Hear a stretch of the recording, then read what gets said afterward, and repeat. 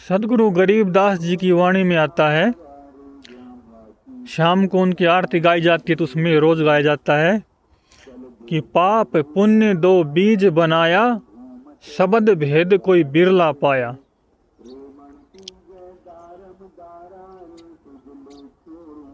पाप पुण्य दो बीज हैं।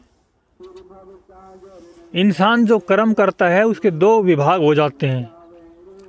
जो कर्म अच्छी श्रेणी के होते हैं उनको पुण्य बोल देते हैं, और जो कर्म बुरी श्रेणी के होते हैं, किसी के लिए दुखदाई होते हैं, उनको पाप बोल देते हैं।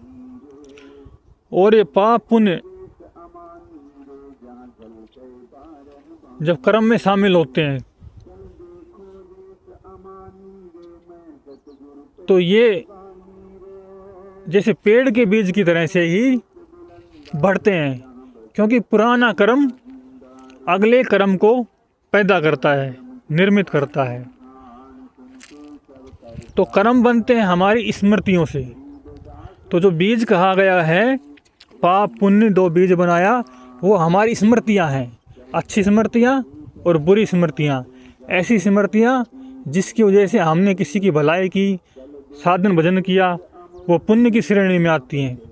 और ऐसी स्मृतियां, ऐसे कर्मों की स्मृतियां जिसकी वजह से हमने किसी को दुख दिया, किसी का नुकसान पहुंचाया, उनको पाप की श्रेणी में रखा गया है।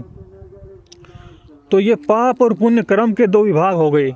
जैसे पेड़ का बीज बढ़ता है, नया पेड़ पैदा होता है, फिर नए पेड़ के फिर बीज लगता है, फिर अगला नया पेड़ पैदा होता है। इस तरह से ये पुराने कर्म संस्कार नए नए कर्म संस्कार को जन्म देते जाते हैं।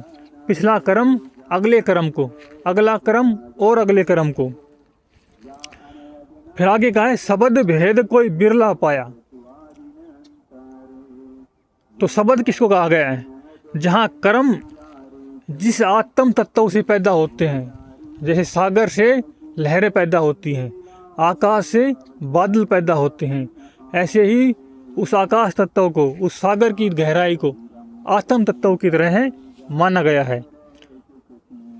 तो जो उस आत्म तत्व को जान लेता है, कर्मों से बाहर हो जाता है, जो कर्मों का मूल पहचान लेता है कि जहाँ आत्म तत्व है वहीं से कर्म पैदा होते हैं और वापिस वहीं पे कर्म खत्म हो जाते हैं, तो उसी को शब्द भेद कहा गया है।